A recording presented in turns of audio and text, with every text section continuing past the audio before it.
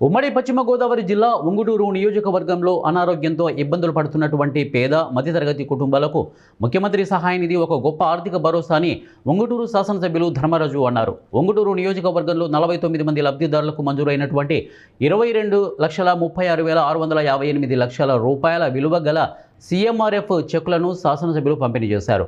ఈ సందర్భంగా ఎమ్మెల్యే మాట్లాడుతూ ప్రజలకు అత్యవసర సమయంలో ప్రభుత్వం అండగా ఉండటం ఎంతో ముఖ్యమని వారు అన్నారు.